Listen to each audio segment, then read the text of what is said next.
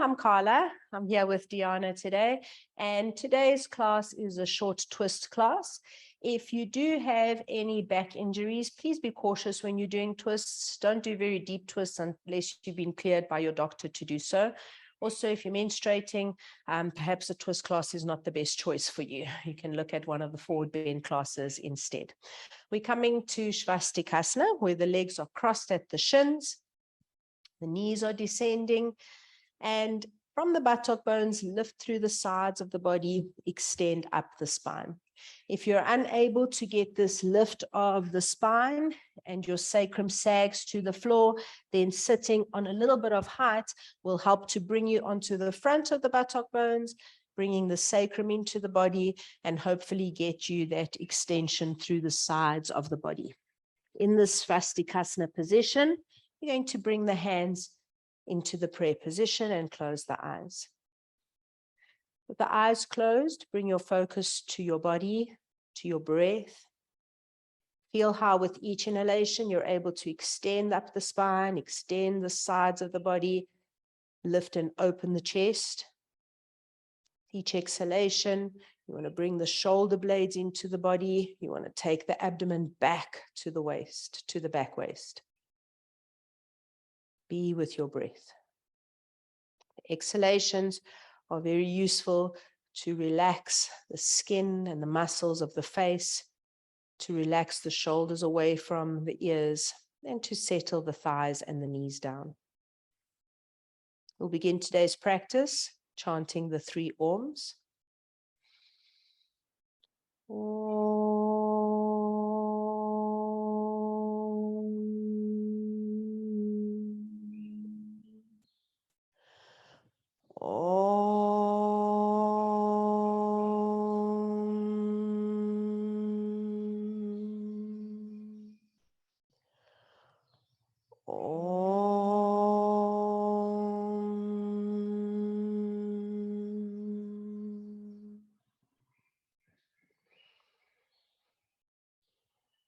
On an exhalation, release your head down. Just take a moment to salute the divinity within. The next breath out, take the hands into the lap. Lift your head up and open your eyes. For a moment, just change the cross of the legs. It's important when you're doing twists that you don't twist on a slumped spine. So if you consider your vertebra, the intervertebral discs, if you slump your spine, you're compressing those discs. And then if you twist them, you're actually going to cause injury. So lift up the spine, extend the sides of the body, find this full length of your Tadasana spine, and also keep the crown of the head balanced over the perineum as much as you can in twists. We're coming to our first pose of the day called Dandasana. Again, Dandasana, if you'd like to sit on some support, you're going to sit on some blankets and extend your legs out in front. In Dandasana, you want to extend the legs, extend into the inner line of the foot, and from the inner line of the foot, you're opening to the small toe side. Keep the legs strong. We're going to come to Pajva Dandasana. Pajva is to the side, so we're twisting to the right side first, taking a twist to the right. Take your left hand behind you, your right hand comes across. This is the first twist, so use your left hand just to grip into that right thigh to help bring this left side of the chest around. The right hand is useful to keep the lift up of the spine. So as you press into the right hand, you inhale, you extend the spine. As you pull on the left hand, you exhale, you empty the abdomen, and you twist a little bit more. Keep the legs strong. Don't allow the one foot to shoot forward of the other. When you've been there for a few breaths, release back to center. Have a moment here in Dandasana. And then when you're ready, Pajva Dandasana to the other side. So with this grip of the hand, you're pulling that shoulder around. Keep the legs strong. So one leg, the way you're twisting to, that leg wants to shrink. Extend both legs. Feel that your buttock bones are level on your support. Keep rolling this front shoulder back and bring the right shoulder blade into the body. Breathe. release, come back to center. In Parivritta, it is helpful to turn the back of the hand once you're in your twist. And sometimes going into it from Urdhva Hastasana gets you that length in the sides of the body. So we're repeating Parivritta from Urdhva Hastasana. Exhale, turn to the right. As you turn to the right, let the arms come down. Back of the hand is against the thigh. This helps to open this left side of the chest. You want to take the right front shoulder back, bring the left shoulder blade in. This right hand, you can see Diana has moved it to her left buttock. Bring it as far to the left as you can to help with your twist, and also bring it close to your body to help with the extension up of the chest. The last thing to turn is the head. You're turning to look over the right shoulder. Don't allow the legs to come apart, and then release, come back to center.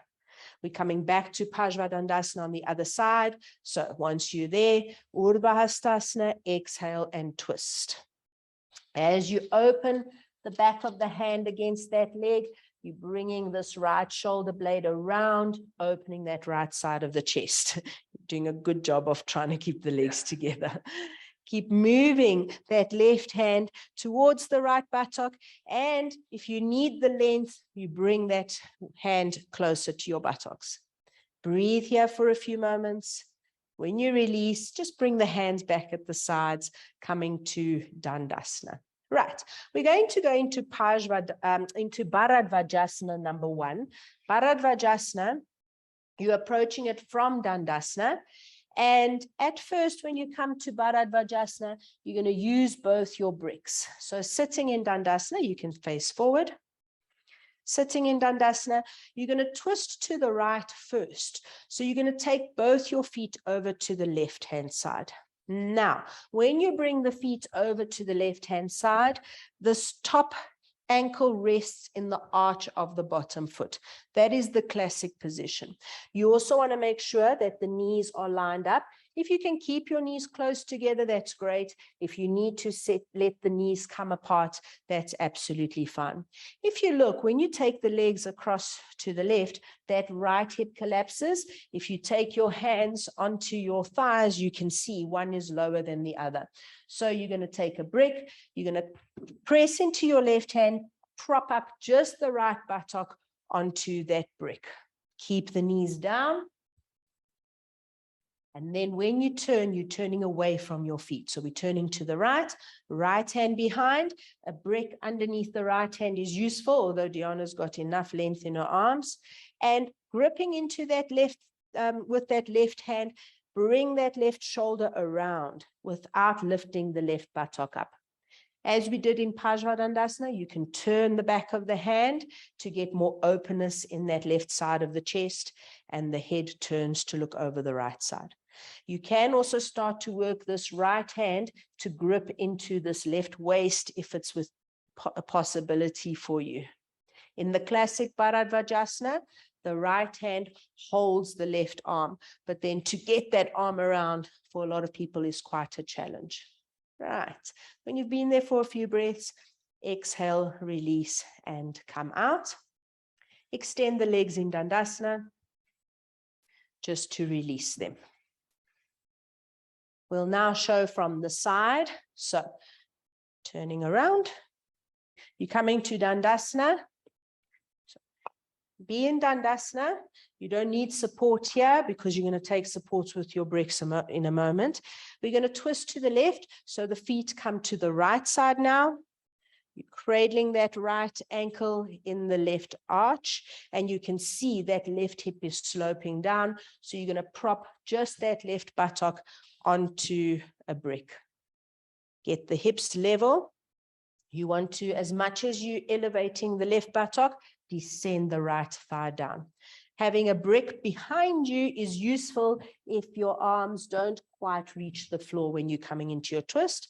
We're twisting now to the left, so come to the left. You can see if Diana's got a brick, it brings this left shoulder higher than the right. She doesn't need a brick. So not everybody is built the same. Take whatever supports work for you.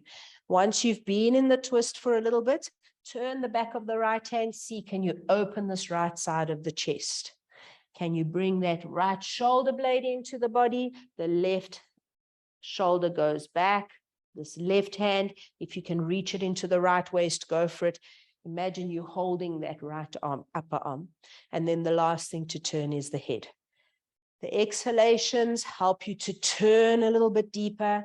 Each inhalation from the buttock bones, lift up tall. Keep that breath work. Don't stop the breath. Now release, remove the brick, and extend the legs in Dandasana to release.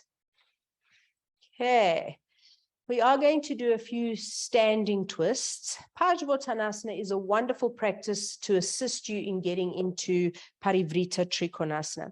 Not everybody can do Parivritta with the hands to the floor, so we're going to use the bricks for Parivritta. We're coming to standing in the middle of your mat, and you'll have both your bricks to the side. So as a beginner, when you're doing Parivritta, it's easier to step the foot forward and then come to your Parivritta. We're going to do it a little bit more the classic way now. From Tadasana, fingertips to your chest, step or jump the feet apart. Now, take your hands onto your hips. Where your hands touch your hip bones, that is an indicator of where your hips are facing. So Gita would sometimes refer to these as the spotlights. You're going to turn your left foot deeply in, turn your right foot the whole way around, and with your hands as a guide, bring your spotlights to face your two bricks. The bricks are in line with the ankle. Stabilize that back leg.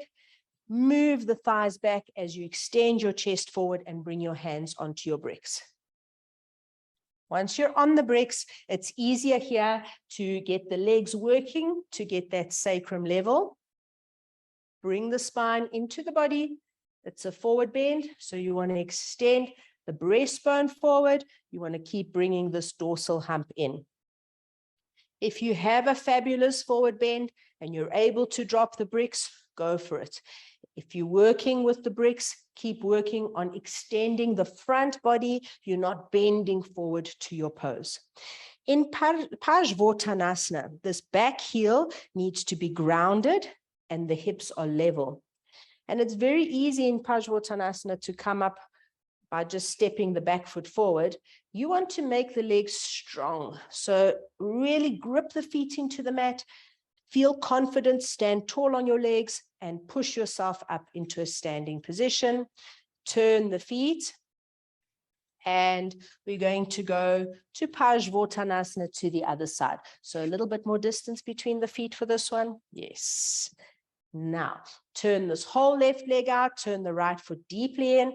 You can take your hands on your hips to gauge your hips. The legs should be a little bit wider if you can manage it. If not, stay with the distance that works for you. Pushing the front thighs back, bring your hands onto the bricks. In Parivritta, get that right hip bone to move forward, the left hip to move back. You want the sacrum level. In Parivritta, the back leg has to move back strongly, so you're grounding into that outer foot. Keep the right arch lifted. You'll find that the left foot, the inner line of the foot wants to get light. Just try to be stable on both feet. Extend the sides of the body. Yeah, extend the breastbone forward.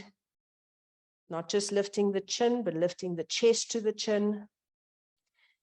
When you're ready to come up, move the thighs back, strong legs, and come up.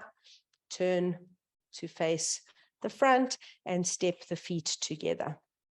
Right. So Parivritta is a great pose to teach you how to go into Parivritta Trikonasana. So Parivritta is a wonderful way to practice getting into Parivritta Trikonasana. Parivritta Trikonasana is the revolved triangle pose. As a beginner, you might wobble in Parivritta Trikonasana because it is a little bit of a balance. So you're going to have your hand near the wall for support. You don't want to be too close to the wall. You're going to be reasonably away from the wall, but close enough that you can have it for support. We're turning to the right first. So you're standing so that your right hip is against the wall. Have your brick handy, and you're going to come to Parivritta. Right foot forward, left foot is back. Once you've stabilized in Parivritta, take the right hand to the wall. It will help you to balance. It will help you to twist. Bring your left hand across to right next to the outer ankle of the right foot. Now you've got this wall for support. If you bring the hand near the shoulder, you can push against the right hand to push this right shoulder away and let that left shoulder come into the body. You want to make sure that you're twisting and you're not just leaning. So where this back thigh collapses, keep that back leg strong, keep the back heel on the floor. Both hips are compact and the legs have to be strong. It's a tough pose to breathe in, but don't forget to breathe.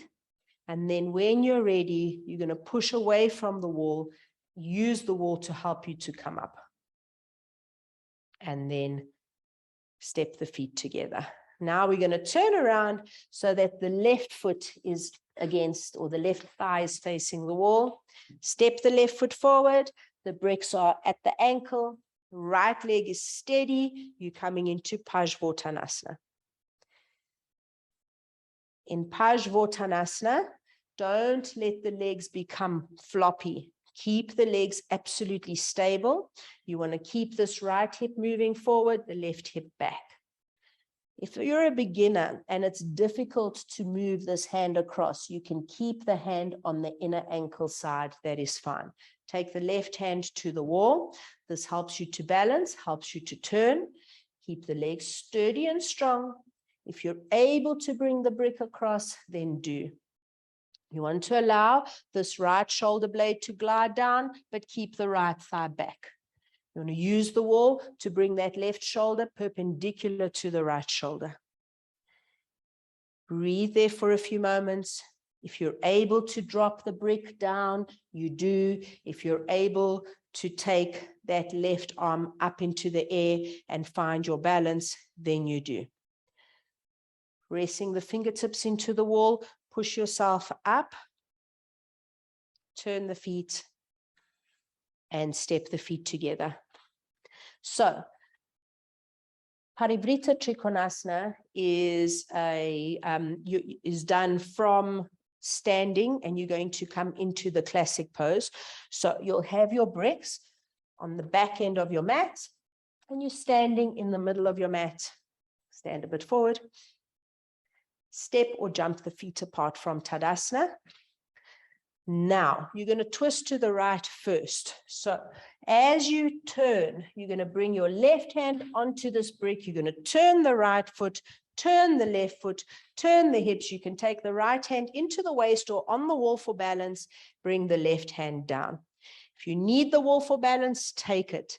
If you're able to complete the pose where you're extending that right arm up, then extend the right arm up. Very challenging pose here. Don't hold it for too long. When you're ready, you come out of the pose and come up. Very nicely done. Turn the feet, and we're coming to the left side. So extend your arms. Find that openness to start off with. Remember that Parivritta action. The hips must turn, the legs must turn. You need to synchronize all those movements. So as you go, the right arm comes across, the left hand can stay on the wall for balance or in the left waist and go. Don't stop yourself. Take that right hand to the outer left ankle. Stabilize that back foot as much as you can. You want to bring that right shoulder blade in, the left side of the chest around. And then in the final pose, you take up that left arm. The legs have to work strongly to hold you in position. Grip the feet into the mat, lift the chest. When you've been there for a few breaths, release and come up. Turn the feet and step the feet together. So you do need to kind of get a lot of momentum and flexibility and balance. There's a lot of things that you need for Parivritta Trikonasana. So practice it with the wall, and eventually you'll get, the pose will eventually develop. Right, we're coming now to Prasarita Padottanasana. So stepping the feet apart, bring your hands underneath the shoulders. You can step or jump the feet apart, hands underneath the shoulders. This is a far more stable way to practice standing twists. So your legs aren't quite in Parivritta, but you'll still be able to work on the twist. Keeping the sacrum level, take your left hand in between your in front of your face and take your right hand into the sacrum. The right hand in the sacrum helps you to level out the sacrum, open up the chest by bringing the left side of the chest around. And then if you can get the shoulders perpendicular to the floor, then you take that right arm up. Shoulders away from the ears, chest must lift. Release when you're ready, coming back to center. Firm up the legs. Bring the right hand across, left hand into the sacrum. So a nice baby twist. If you're unable to really hold Parivritta Trikonasana and the other standing twists, this will give you a little bit of time to be in that twist. When you're ready to lift up the left hand, you do. You keep moving this left shoulder away from the ear and back. Keep moving the right shoulder blade in. Don't forget to breathe.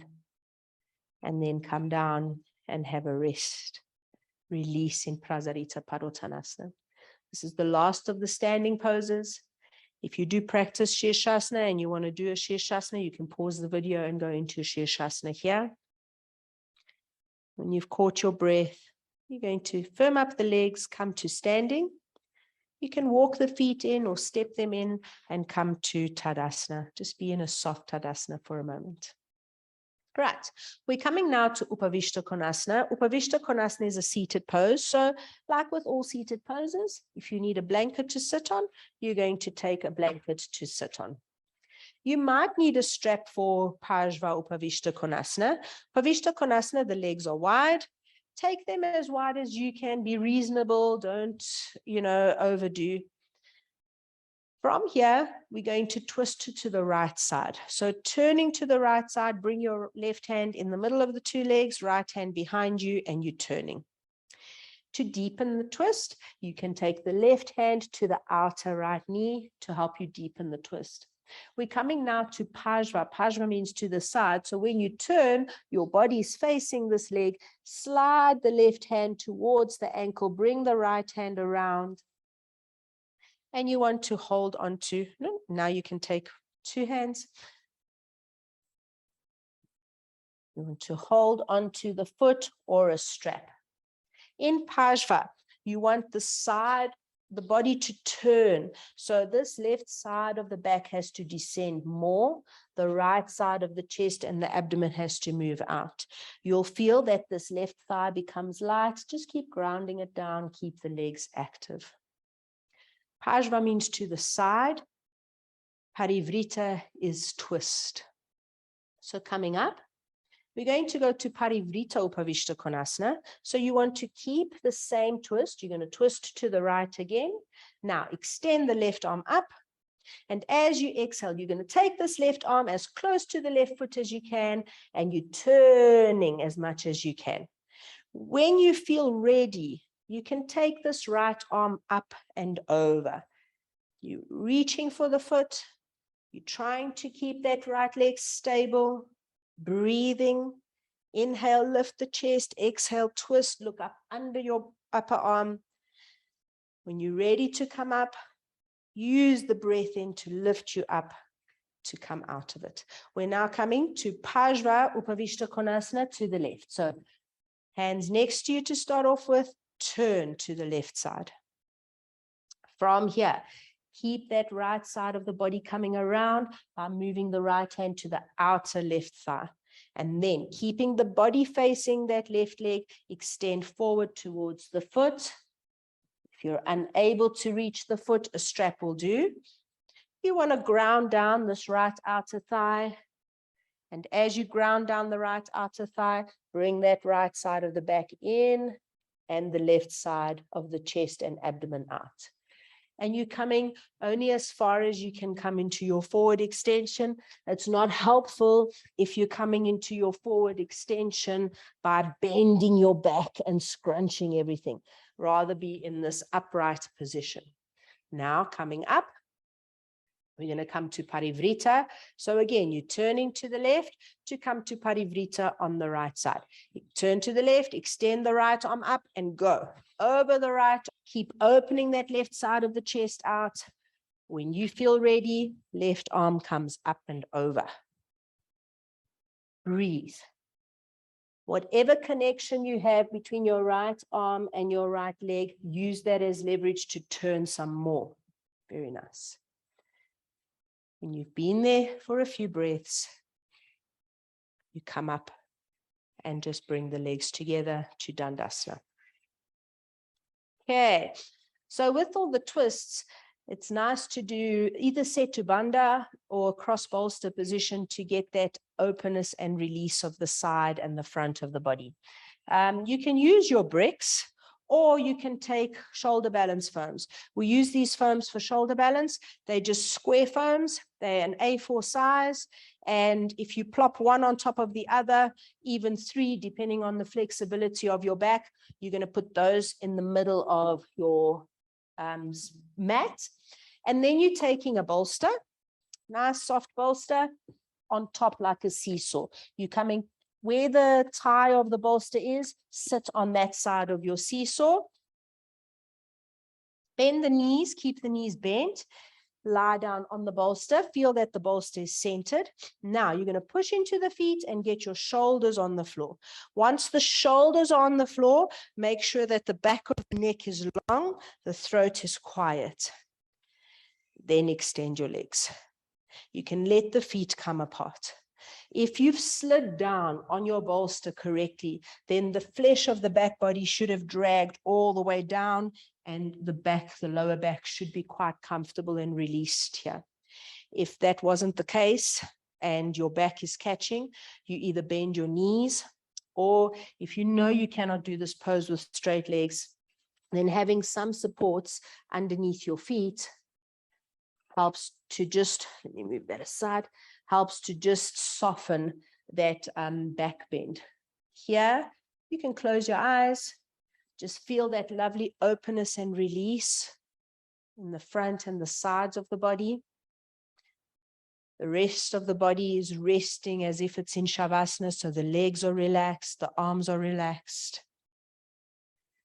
And you just want to be in this restorative pose for a few moments. If you do shoulder balance, you can also do shoulder balance before coming into this restorative pose. Make sure that the back of the neck is long. Keep the throat and the shoulders quiet. And just enjoy the freedom that you're getting in the abdomen here. That lovely evenness in the abdomen. If you don't need the support for your feet, moving it away gives you a little bit more stretch, a little bit more openness.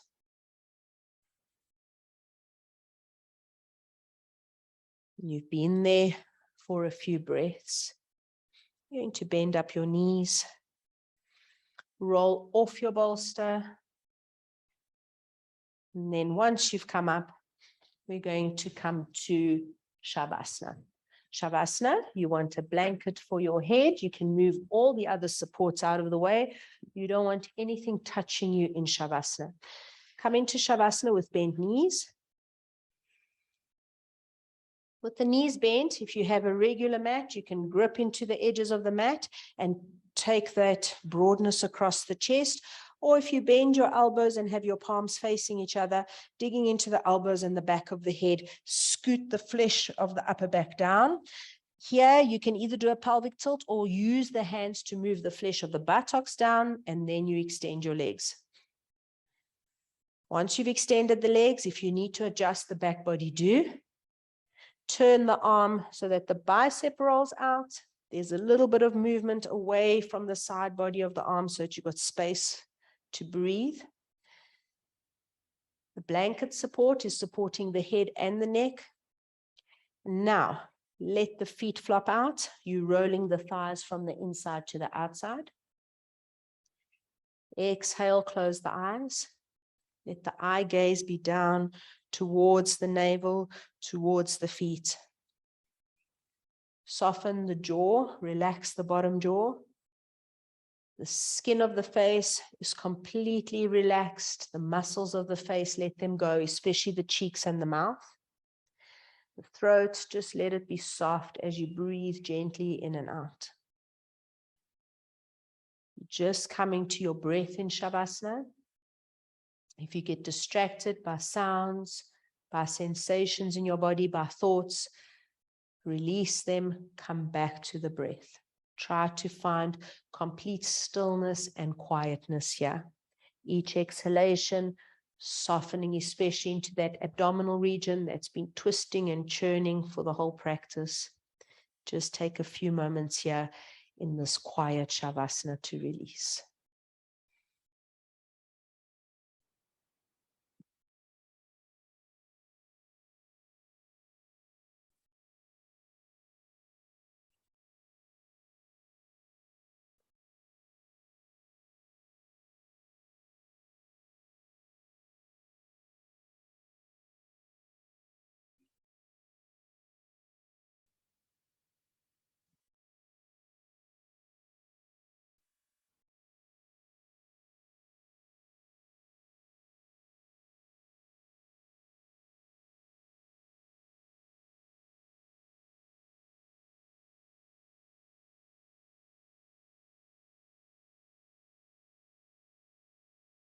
If you have the time, you can stay in Shavasana for as long as you want or need.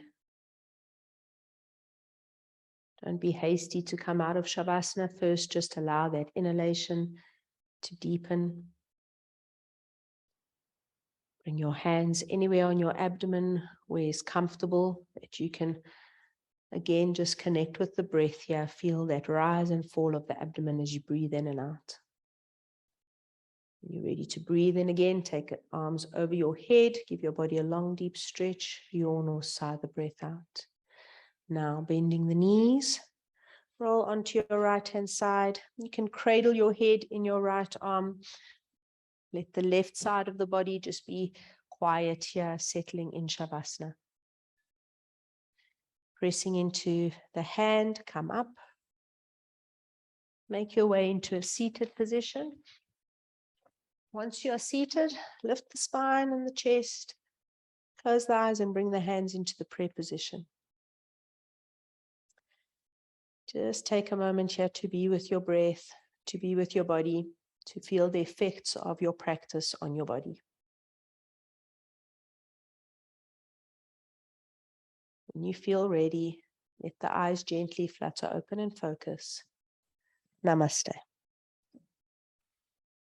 Thank you, Diana. Thanks for joining us. See you next time.